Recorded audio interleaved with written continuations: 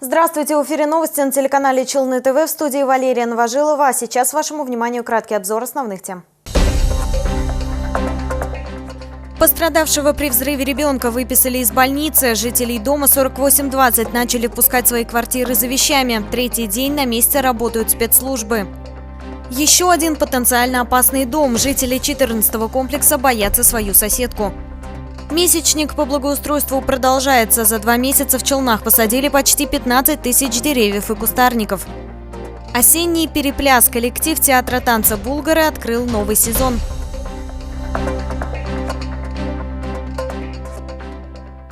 Пострадавшего при ЧП ребенка выписали из больницы. Напомним, взрыв бытового газа в 11-м подъезде в пятиэтажке 4820 разрушил 8 квартир. В результате пострадали 4 человека, 1 челнинка погибла. 2 брата 11 и 17 лет были доставлены в БСМП, старшего позже перенаправили в Казанскую ДРКБ, а младшего перевели в КДМЦ. О состоянии детей рассказали их родители и медики. 11-летнего Артема выписали в удовлетворительном состоянии, без осложнений от полученных неглубоких травм, сообщили медики. На данный момент у него нет необходимости оставаться на стационарном лечении, однако родителям выписали ряд рекомендаций по уходу за сыном. Мальчик был консультирован специалистами КДМЦ, мальчик был консультирован специалистами, в частности психологом. Ребенок, конечно, требовал внимания. По результатам обследования острая патология повреждений внутренних органов была исключена. Физически ребенок чувствует себя хорошо, но, как рассказал его отец, у мальчика осталась психологическая травма. В больнице он просыпался от каждого шороха, скрипа. Потрясение оказалось настолько сильным, что морально мальчик еще не отошел от случившегося. Да. Нет, ничего не болит. Все хорошо? Да. Скорейшего выздоровления, ладно? Спасибо. 17-летний брат Артема остается под наблюдением врачей в ДРКБ. Как рассказал отец мальчиков, подросток уже начал приходить в себя. Его состояние улучшилось. Родители постоянно связываются с сыном и его врачами. Старший в Казани. Ну, говорит, вроде как бы тоже звонила сегодня, номер телефона дали. Как сказать, он типа чуть-чуть начал есть уже, говорит, ну челюсть болит, говорит. Так-то вроде, говорит, внутренних этих нету повреждений. Но говорили, что ребра сломаны, нос сломанный, там челюсть еще, правой стороны таз, нога, может быть, я не знаю, точно пока ничего не могу сказать. Но вроде состояние уже хорошее. Может быть, сказали, даже операция не нужна будет.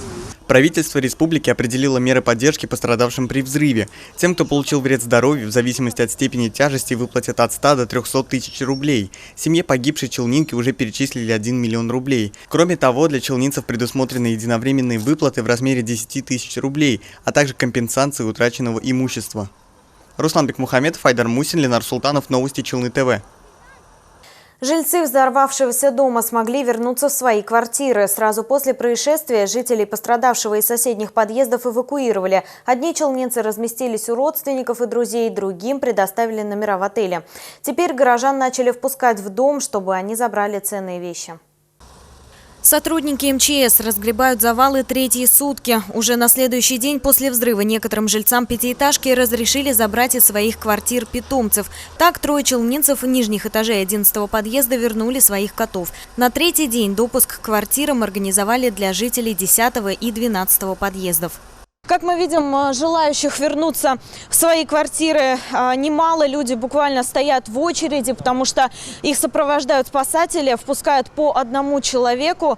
Видимо, все равно еще тоже небезопасно, перестраховываются. Для того, чтобы люди не стояли, не мерзли, работают. Здесь вот стоят 2 автобуса таких, где люди могут ожидать своей очереди. Но не всех питомцев удалось спасти. Валерий Иванов с женой вынужденно переехали к родителям супруги. Их дети сильно пострадали при взрыве. В разрушенной квартире остался кот. Пока никакой информации о питомце нет. С женой думаем, что в это время они, получается, с младшим ребенком чай пили на кухне, а он ел. Я был в зале. И после этого момента мы уже, как бы сказать, его не видели. Может, он на кухне забился, потому что там свет выключен был, все это. Или в зале за диваном стоит. В основном челнинцы забирают теплые вещи и документы, ведь выбегать из дома приходилось быстро. Людям, оставшимся без жилья, будет возмещен материальный ущерб, однако этот вопрос решится позже. Кроме того, специалисты должны определить, подлежит ли разрушенная часть дома восстановлению. Валерия Новожилова, Айдар Мусин, новости Челны ТВ. Жители еще одного дома опасаются взрыва газа. К нам обратились челнинцы, проживающие в 14-м комплексе, с жалобой на соседку. Сейчас мы находимся в доме 1419. С проблемой к нам обратились местные жители этого дома. Скажите, пожалуйста, какая у вас проблема? Проблема у нас такая, мы боимся, весь подъезд взлетит на воздух. В одной из квартир этой пятиэтажки проживает 65-летняя пенсионерка, которая не выходит на контакт ни с соседями, ни с управляющей компанией. Откройте. Жительница портит имущество дома, говорят соседи. Ее руками было разбито окно, поломаны почтовые ящики, повреждены входные двери квартир. Но больше всего опасения вызывает то, что она не выключает у себя газ. Жители боятся, что это приведет к ужасным последствиям. И в таком напряжении челнинцы живут уже несколько лет. 3 года, вот с апреля месяца, 4-й год. Пожалуйста, помогите нам, чтобы этот газ не взорвался. Хоть с каким путем, хоть сделайте всевозможные и невозможные, чтобы газ техобслуживания это проверяли у нее. Кричит, стучит. Иногда вот и с топором, и с молотком бегает она. Она в подъезде вот так ходит. Мы как бы на улицу, на прогулку даже выйти иногда боимся. Неоднократные обращения в управляющую компанию и полицию не увенчались успехом. К пожилой женщине не может попасть ни одна спецслужба. Жители дома надеются, что их просьба о помощи будет услышана, особенно после случившегося в 48-м комплексе, так как своими силами вопрос решить они не могут. Арина Аразова, Кирилл Хабзей, новости Челны ТВ. За последние сутки в нашу редакцию поступило еще несколько народных новостей. Горожане пожаловались на вандалов в подземке на остановке «Школа». Напомним, недавно там поработал художник, которого нанял исполком, чтобы ликвидировать некорректные надписи и рисунки. Однако этот метод не оказался действенным. Летний пейзаж уже испортили. Но, как нам сообщили горожане позже, через несколько часов картину художника восстановили. Остается надеяться, что вандалы не нарисуют на ней снова. Также к нам обратились родители, чьи дети ходят в детский сад номер 47. Они недовольны отсутствием освещения на территории дошкольного учреждения. Это территория 47-го детского сада. Вот такая вот здесь темень. Не видно ничего абсолютно. Горит один прожектор на всю территорию. Даже если воспитатели с детками выйдут вечером погулять, что маловероятно, детей они не увидят. Все разбегутся. Если вы стали свидетелями какого-либо происшествия или у вас есть проблема, которой вы хотите поделиться, звоните нам по номеру 51 31 31. Оставьте свое сообщение на автоответчик в любое время суток. Также вы можете присылать свои фотографии и видео в WhatsApp по телефону 8 939 311 31 31. Наши корреспонденты обязательно просмотрят и прослушают ваши сообщения, и, может быть, именно по вашей истории снимут следующий репортаж. Ваши сообщения мы принимаем круглосуточно.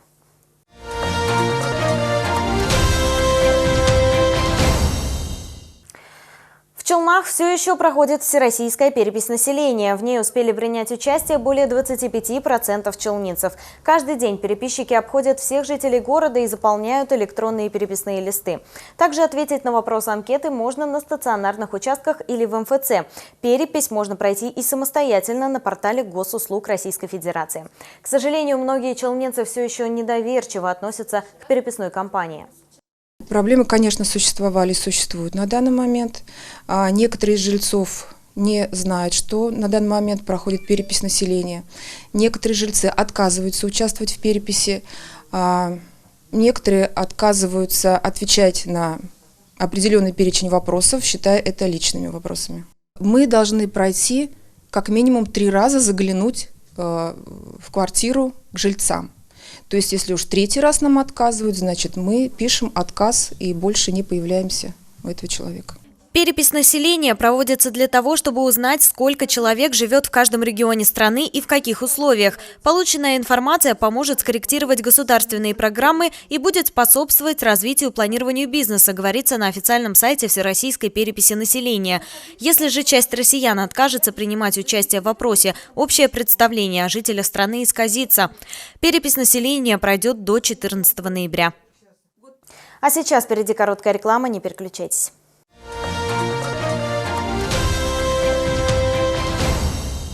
Только с 26 по 31 октября выставка продажи белорусской обуви из натуральной кожи. Мужские и женские коллекции «Осень-зима». Ждем вас в выставочном центре «Экспо-Кама». Глазная клиника Газизовых. Современная хирургия катаракты и глаукомы. Лечение близорукости у детей. Набережные Челны, дом 1408. Телефон 35 75 75.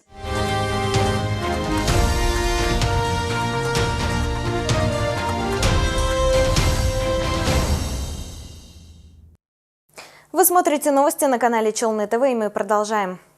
Набережные Челны становятся чище и ярче. В городе продолжается месячник по благоустройству, в рамках которого ведутся работы по озеленению и уборке территорий.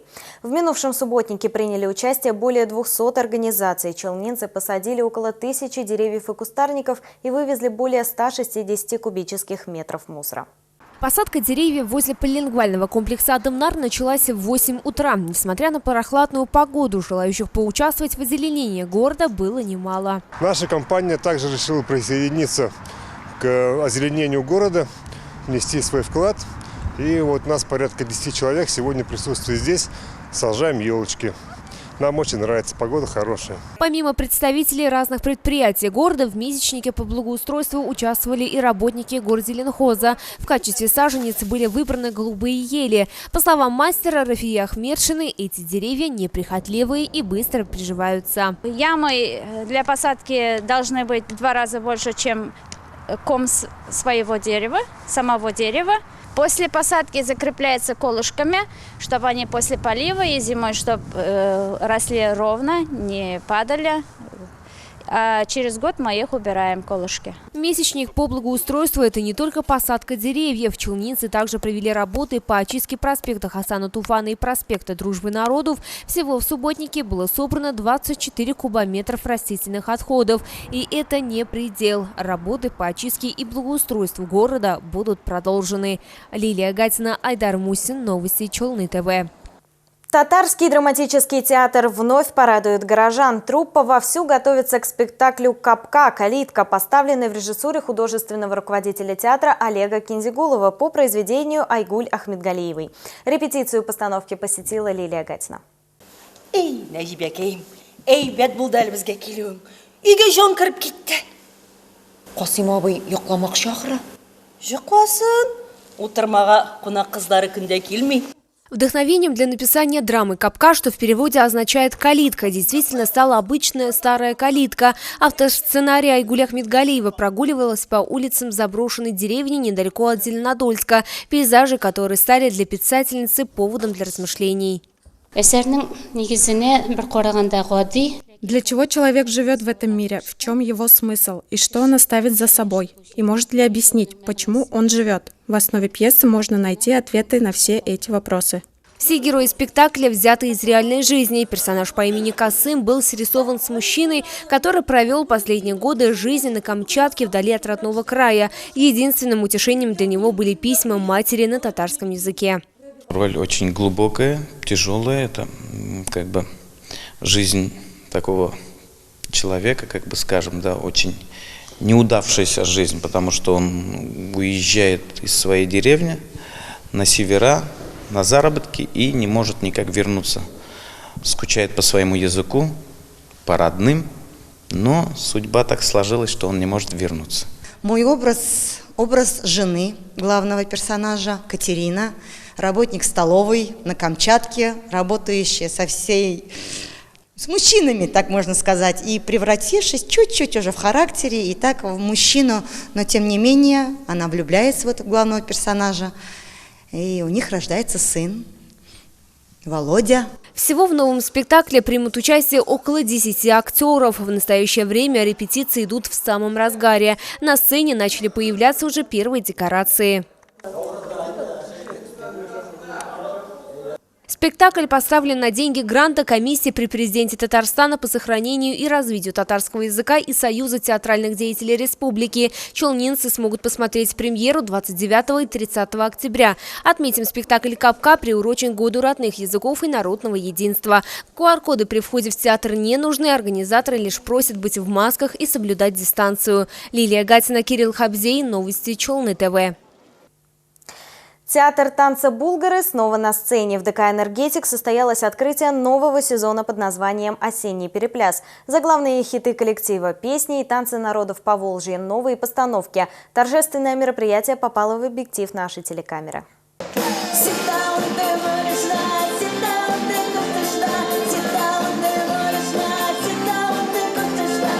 В репертуаре театра «Булгары» татарские народные танцы, танцы народов Урала и Поволжья, марийцев, чувашей, башкир, русских, а также татарские народные песни. Творческий коллектив ансамбля – настоящие профессионалы своего дела. Многие провели на сцене более 10 лет. Некоторым участникам коллектива присвоено звание народного артиста Татарстана. В каждом театральном сезоне труппа пытается удивить своего зрителя чем-то новым. Планы у нас широкие, то есть, не будем говорить, что грандиозные в связи с нашим сейчас пандемией, потому что мы хотели в Казань съездить, мы хотели в Сибирь съездить на гастроли, но сейчас пока это все становится под вопросом. А так, планы, вот сейчас у нас открытие сезона как никогда. Мы готовы к открытию сезона, потому что у нас несколько премьер, это вокальных премьер и хореографические премьеры. Изюминкой этого сезона стало выступление детей. Набор в театр танца «Булгары» открыли всего пару месяцев назад. Удалось собрать группу из ребят в возрасте от 5 до 7 лет. Несмотря на их возраст, отбор проводился по-взрослому. Дети прошли настоящий кастинг. Челнинцы с нетерпением ждали старт нового сезона. Многие следят за ансамблем не один десяток лет. В театре танца «Булгары» являюсь артистом-вокалистом. Я пою на татарском, на русском. Иностранные песни мы исполняем. И в этом коллективе я работаю уже с 2009 года. Этот коллектив это большой плюс для нашего города, потому что таких коллективов немного. У нас свой живой оркестр, у нас балет, профессионалы, танцоры. Театр танца «Булгары» предлагает зрителю много новых и интересных постановок. Коллектив продолжает пополняться талантливыми людьми, которых в Набережных Челнах немало. В составе ансамбля выступают не только татары, но и представители других народов Поволжья. Артисты из Башкирии, Марий-Эл, Чувашии и Удмуртии. В этом году театр планирует устроить тур по Сибири. Руслан Бекмухаметов, Айдар Муси, новости Челны ТВ. А я напоминаю, в городе продолжается вакцинация от COVID-19. Сделай прививку от коронавируса, это просто. А сейчас вас ожидает прогноз погоды сразу после новости на татарском языке.